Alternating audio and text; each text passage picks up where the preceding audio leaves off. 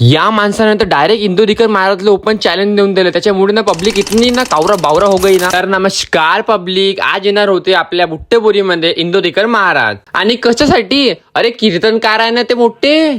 तर इंदोरीकर महाराजला इथं बोलवायचे श्रेय जाते श्री बबलूजी गौतमला. हे आपल्या बुट्टेपुरीचे नगर अध्यक्ष. याचे एकच होतं की इथून लोक काही थोडा बहुत शिकावे. या कीर्तनाच्या माध्यमामधून त्याच्या डोक्यामध्ये एक दोन गुण तर भरावे. माझ्यामध्ये गुण न दिसून आलं, पण या ढगामध्ये ना पावसाचे गुण नेमके दिसून येऊन राहिले. थंडीत पावसाळा, उन्हाळ्यात पावसाळा, हिवाळ्यात पावसाळा, पावसाळा पावसाळा.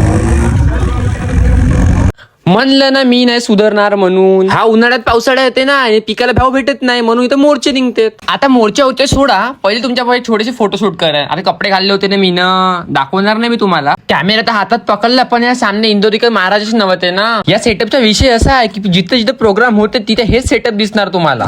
जशी इंदोरीकर महाराजाची एंट्री झाली ते आले स्टेजवर, तर वाटत असा होता पुरा जेवण खावण करून आले होते ते. मग हलक्या हलक्या पावलाने खाली बसले ते. पण भावांनो इथे एक गोष्ट समजू आली आपल्याला, त्याचे नियम असे आहेत ना की असं पाहिजे म्हणजे पाहिजेच, तू अशीच पलट. वा, इथे सुरक्षेसाठी माहिती आहे गेट लावले होते. या गेटावरतून लोकांना बोलावलं होतं खाली, इथे बघून बसा माझ्या समोर म्हणून. हे का झालं, त्यांनी गरम करायला गेले आणि तुम्ही कांड करून टाकलं. चल ते पण विषय नाही, लोक आले तर आले, पण लोक अर्धेच सामने आले बाकीचे लोक मागे. आता हे भेदभाव नाही झालं का? माझ्या भेदभाववाली गोष्ट टोचली वाटते. सगळ्याला सामने बोलावल्यामध्ये आलं. हे घ्या हे घ्या, या बसा बसा बसा बसा.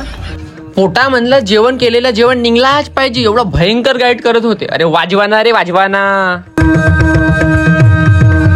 तू वाजव तू वाजव तू वाजव तू वाजव. आता ते झाला तुमची बारी, आता बहुत झाला. पैसा तुम्ही मला महाराष्ट्रात एखाद्या माणसाचं नाव सांगा बरं का व्याजाचा धंदा करणारी माणसं नीट मेलीत. हा माणूस म्हणते मी सांगणार, म्हणते या या ये म्हणते वरतं स्टेजवर. भाऊ सक्का भाऊ स्वार्थ आहे, स्वार्थ आहे, त्याचा स्वार्थ आहे, काही का होईना पण स्वार्थ आहे. तर बघा पब्लिक, सगळा भाऊ ना स्वार्थ आहे. फक्त मायबाप आणि संत कुटुंबाला मला नाही माहित, संत म्हणताय ठीक आहे. या काळामध्ये स्वतः विश्वासणाऱ्या लोकांवर विश्वास का करणार आहोत? झाला पाहून आपला कार्यक्रम आपण निपटलो. आपण भेटू आता नेक्स्ट ब्लॉग मध्ये. Tata bye bye.